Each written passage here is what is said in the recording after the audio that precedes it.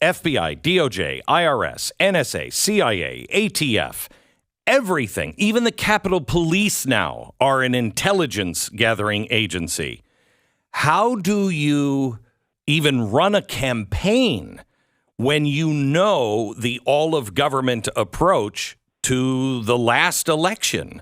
How do you, if you win, how do you dismantle this? Because it's almost like a unplug it and plug it back in and reset it to factory settings.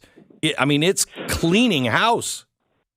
And I think that this is a fundamental problem. So we will look at like an example of weaponization, which is obviously many examples, but that's kind of the end point. Like, why are we here? And the reason that we're here is because we have these agencies that have been detached from constitutional accountability. There was never supposed to be a fourth branch of government, but Congress has not held them accountable with the power of the purse or with legislating more precisely. And presidents have not been willing to wield Article 2 power to discipline the bureaucracy. So I think I'll come in and on day one, we'll be spitting nails.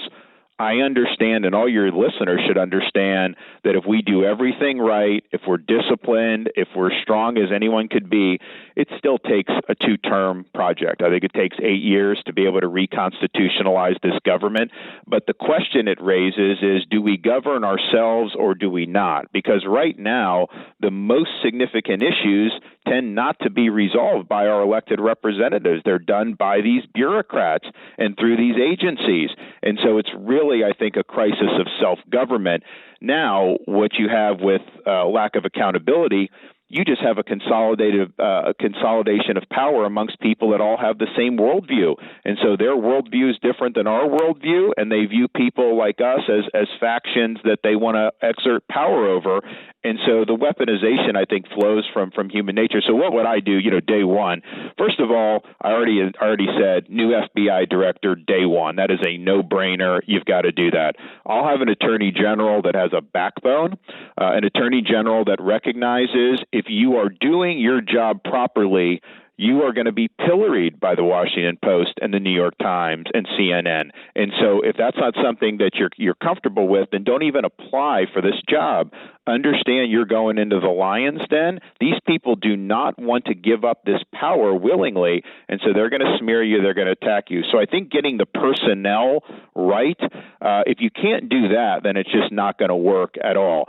Second thing, I think, is you got to be willing to use Article 2 authority to its fullest extent. The idea that some FBI agent can collude with a tech company to censor like Hunter Biden, you should be firing these people. You have the authority to do it. Yes, it'll be contested. They'll sue you.